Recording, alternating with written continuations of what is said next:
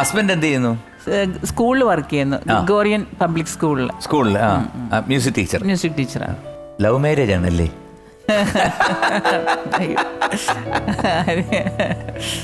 പേരെന്താണ് ഹസ്ബൻഡിന്റെ? ജോജോ. ജോജോ. എത്രാമത്തെ വയസ്സിലാണ് വിവാഹിതയായത്?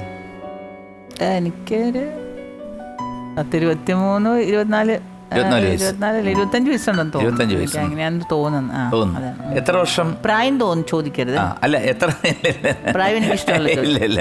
എത്ര വയസ്സ് തൊട്ടാണ് സ്നേഹിച്ചത്? എത്ര വർഷം സ്നേഹിച്ചു? ഒരു 2-3 വർഷം സ്നേഹിച്ചു. ഈ പാട്ട് കേട്ടിട്ട് വന്നതാണോ? അദ്ദേഹം ഒരു പാട്ടുകാരനാണ്. അദ്ദേഹം പാട്ടിനോട് വലിയ ഇഷ്ടം ഉണ്ടായിരുന്ന ആളാണ്. അതെ. അദ്ദേഹം അവിടെ തന്നെയാണ്, വീടിനടുത്താണോ? വീടിനടുത്തല്ല, ചേർത്തലയിലാണ്. അപ്പൊ ചേർത്തലയിൽ നിന്ന് അരൂര് വരെ വന്നു? അരൂര് വന്നല്ല, ഞങ്ങള് ഒരു പ്രോഗ്രാമിന് ജർമ്മനി പോയി ഒരുമിച്ച്. അപ്പൊ അദ്ദേഹം പാടുമായിരുന്നോ അതോ? അദ്ദേഹം നന്നായിട്ട് തബല വായിക്കുമായിരുന്നു. നന്നായിട്ട് പാടുകയും ചെയ്യും, തബല വായിക്കും. പിന്നെ ഞാൻ ഈ കവിതകൾ ഇഷ്ടപ്പെടുന്ന ആളാണെന്നുള്ളത്, ഞാൻ ഈ കവിതകൾ ഇഷ്ടപ്പെടുന്ന ആളാണ്. അപ്പം ഞാൻ എന്ത് പറഞ്ഞാലും അതിനെ അംഗീകരിക്കുക, അതിനെ കേൾക്കുക, അതൊക്കെയായിരുന്നു അദ്ദേഹം. അപ്പൊ അങ്ങനെ ചേരുന്ന ഇപ്പൊ അങ്ങനെയാന്ന് പറയാൻ പറ്റത്തില്ല. കല്യാണം കഴിച്ച് അങ്ങനെ ആകത്തില്ലല്ലോ. അല്ല, ഈ ഫസ്റ്റില് ഇംപ്രസ് ചെയ്യാൻ വേണ്ടിട്ട് നമ്മൾ എന്ത് പറഞ്ഞാലും അങ്ങനെയല്ല. അദ്ദേഹത്തിന്റെ ജീവിതം മുഴുവനും കുടുംബത്തിന് വേണ്ടിയിട്ടാണ്. അപ്പൊ അങ്ങനെ ജർമ്മനി പോയിട്ട് അവിടെ വെച്ചിട്ട് ഇങ്ങനെ കുറെ പ്രോഗ്രാംസ് നടത്തി അല്ലേ? അത് കഴിഞ്ഞ് തിരിച്ച് നാട്ടിലെത്തിയപ്പോഴാണോ ഈ അഭ്യർത്ഥന, പ്രണയം, നമുക്ക് മുട്ടിടുന്നു. അപ്പൊ അദ്ദേഹം എന്താണ് ആദ്യം പറഞ്ഞത് ഓർമ്മയുണ്ടോ? ഏതെങ്കിലും പാട്ട് പാടുകയായിരുന്നോ, അല്ലെങ്കിൽ എന്തെങ്കിലും പാട്ട് പാടണമെന്ന് ആവശ്യപ്പെട്ടോ? ഒരുമിച്ച് ജീവിക്കാന്ന് പറഞ്ഞു. ഒരുമിച്ച് ജീവിക്കാം. അപ്പൊ ഏതെങ്കിലും പെട്ടെന്ന് ദലീമയുടെ മനസ്സിൽ എന്താണ് ഓർമ്മ വന്നത്? ഒരുമിച്ച് ജീവിക്കാം. ആദ്യം ഞാൻ തയ്യാറല്ലായിരുന്നു. പ്രണയിച്ചാന്ന് വീട്ടിൽ വെച്ചേക്കത്തില്ല, വീട്ടിൽ പ്രശ്നമാവും. അപ്പൊ നമ്മളത് കഴിയുന്നത്ര ഒഴിഞ്ഞു.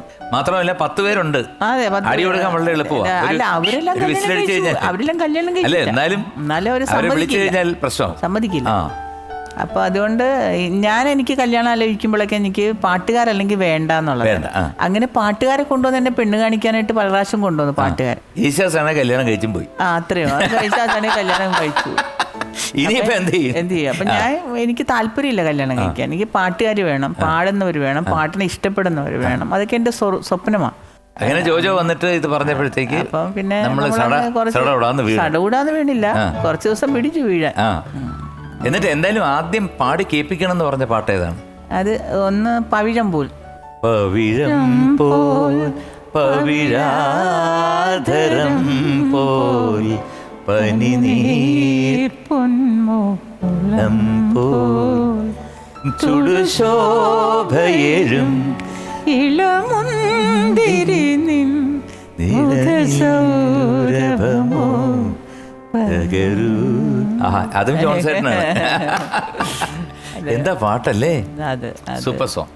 അപ്പൊ എന്തായാലും ചേരേണ്ടത് ചേർന്നു അല്ലേ? അത്ര മാത്രമേ ഉള്ളൂ. ദലീമയുടെ കുടുംബത്തിൽ എത്ര പേരാണ്? ഞങ്ങള് 11 പേര്. 11 പേര്. ചില്ലറയൊന്നുമല്ല. 12 ഉണ്ടായിരുന്നു. ഒരാൾ മരിച്ചുപോയി, എന്റെ നേരെ ഇളയാള് മരിച്ചുപോയി. അപ്പൊ ദലീമ എത്രാമത്തെ? ഞാൻ ഏറ്റവും ഇളയത്.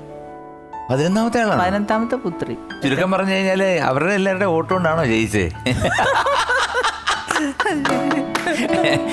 ചുമ്മാ പറഞ്ഞ പലരും പല സ്ഥലത്തല്ലേ? അവര് പല സ്ഥലത്ത്.